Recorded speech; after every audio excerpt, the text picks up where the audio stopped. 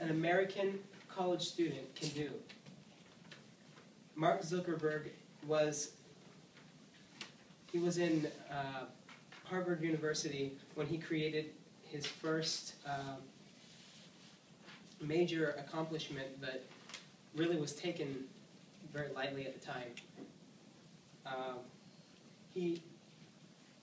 Mark was he may be the youngest self-made billionaire, but he started out just like any other college student. Because of his intelligence, his witty confidence, and his determination, he worked through his obstacles and managed to create the most useful, I think, tool for communication in our world today. Mark worked very hard in his studies. He got straight A's. He managed to make it to Mercy College near his home and went all the way to Harvard, and there became a very notorious computer programmer. He was very good at reading and writing. He could read and write in 4 languages, and that doesn't include programming. He could read and write 4 speaking languages, and then code as well, which I think is pretty notorious for a college student.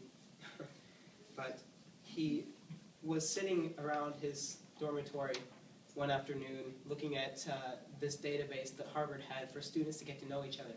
And he saw some pretty unattractive pictures, and he thought to himself, I wonder how cool it would be to put 2 of these pictures side by side and then compare and see which one would be the most attractive and have people vote on it.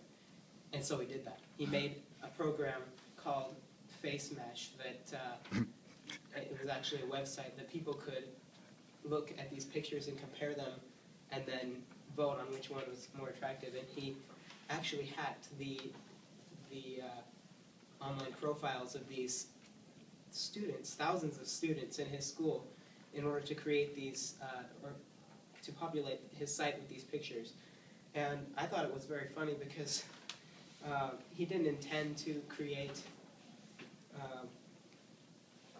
the biggest social media tool in our world today that almost everyone in this world, in this classroom, I should say, knows about and uses. He said the site was so popular that it overloaded the network switches on the Harvard's mainframe on their database. And so people weren't allowed to use the internet, or they weren't able to because of the number of Harvard students that were using this website. And so the executives, they figured out there's something going on here when they looked at their computers and they saw that there was a site that's been being accessed too much, and he was actually shut down by the Harvard executives a few days after it opened. It opened on a weekend, and it was shut down by Monday, but it had already gotten so popular, and that people were starting to ask, maybe Harvard should make a social media site, and that can be used by users, essentially what Facebook is today. And Mark said to that, he said, I don't see why we could wait for Harvard to take years to get around to making something like this, as I can do better than they can, and I can do it in a week. And so I read that, and I was just blown away by his wit, and so he made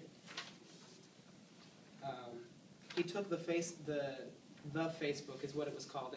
He had the word "the" in the title on to the internet, created its own domain, and was actually it was intended originally for college students, and it grew from Stanford to to Berkeley and all the different surrounding colleges, and eventually grew worldwide. And they decided to take it, instead of a student database, they dropped the name of that and called it Facebook. And I feel that Mark is very determined, very entrepreneurial person. I think that he received disciplinary action on account of the face mesh incident. He was charged with violating copyrights and privacy of other students and breaching security.